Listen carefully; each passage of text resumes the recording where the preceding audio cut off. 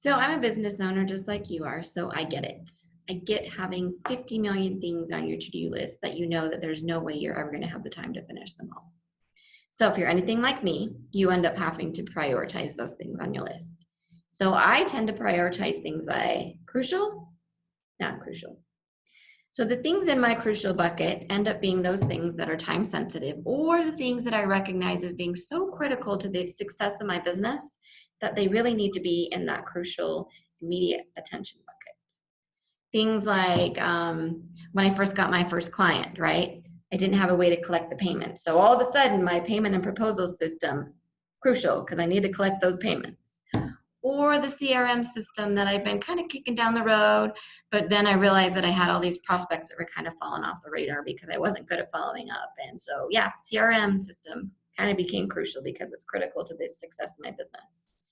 Non-crucial stuff ends up going in there when it's all the other stuff pretty much. Like it's the email you get on the webinar that's on a topic that, yes, it's very important for you to learn, but you simply don't have the time to do it.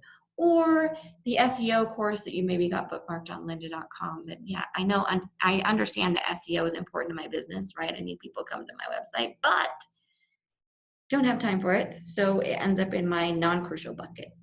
Now, the stuff in my non-crucial bucket, unfortunately, tends to get forgotten.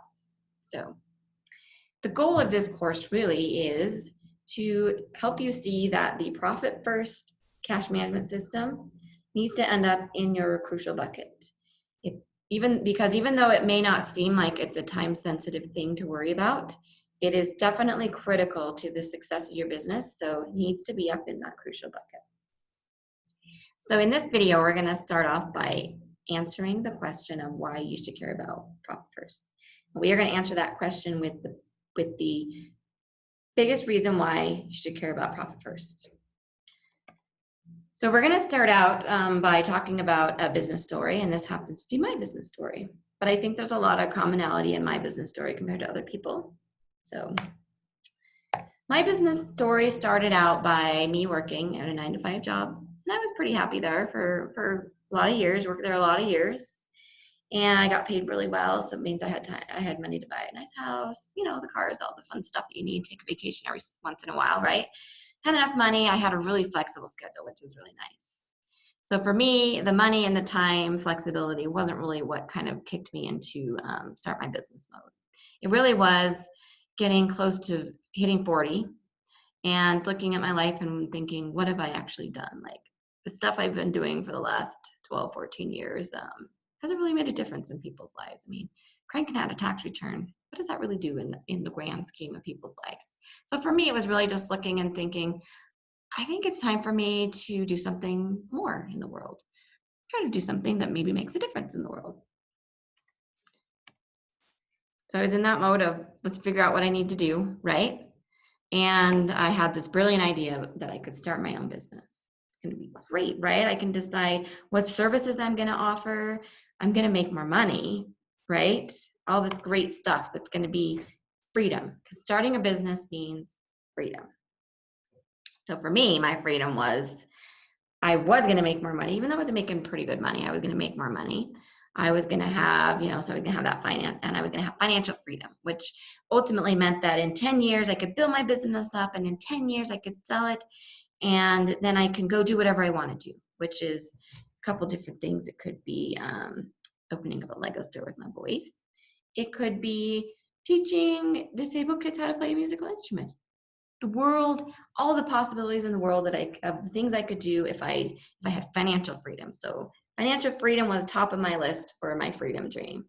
Also up there was the vacation home in San Diego, right? The one where my piano could sit on right by the deck, and I could open up the big sliding glass doors, and I could hear the waves flowing in as I'm playing my piano. So freedom, I got a freedom dream.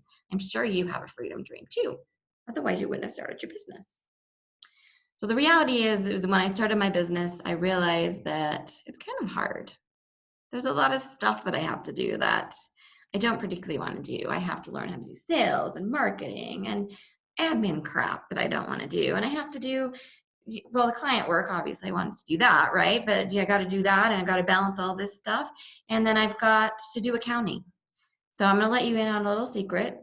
accountants don't actually really like to do their own accounting because they're not getting paid for it.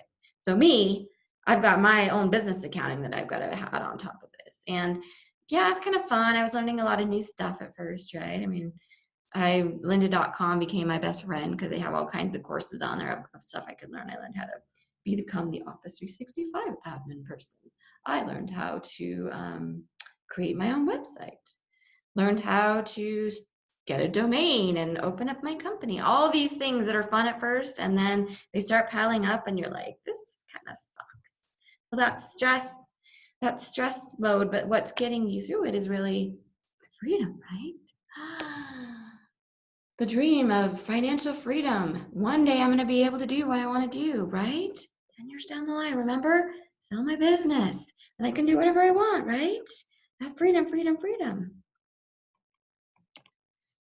It's getting me through the stress, right? But the reality is that 70% of businesses don't make it to their freedom. And there's, they're dealing with all the stress of owning a business, right? And the thing that's getting them through it is that thought of freedom. They don't actually make it. So I want you to think for a minute about the time that you've spent on your business over the last year. All the time, all the energy, all the money you've spent in your business, all the things you've sacrificed, the free time that instead of sitting down and watching Beauty and the Beast with your 4-year-old, right, in the evenings, you're working. Weekends, you're working, all right? Why? Freedom, right? You're going to get to that freedom. But 70% chance of not getting there, that is pretty crappy. So what can we do about that? Well, I'm a pretty analytical person. So I like to look and see, well, if all these businesses are failing, like what's causing them to fail, right? So number one reason why businesses fail is cash flow management problems. So logic kicks in, right? So if businesses are failing because of cash flow problems, if we can solve the cash flow problems, then we can significantly increase the chance of success, right? So we're back to this question of why you care about profit first. And I'm actually going to, before I answer it, I'm going to ask a question of you. I'm going to ask the question of, do you have a way to solve the cash flow problems that businesses are having that's causing 70% of them to fail? If the answer to that question is no, you do not have a way to solve that problem. This is why you care about profit first. You care about profit first because profit first is a solution to the cash flow problems that are causing all those businesses to fail. So then the answer to the question of why you care about profit first is you care about profit first because it is literally going to save your business. It's going to make it so that you have a way to manage cash that all those failing businesses out there are not doing. So you're going to have a leg up on them, and you're going to significantly increase your chances of success. So have I successfully have you add profit first up to that crucial bucket yet? If not, hang in there, because in the next video, we're going to go over all the other reasons why you should care about profit first.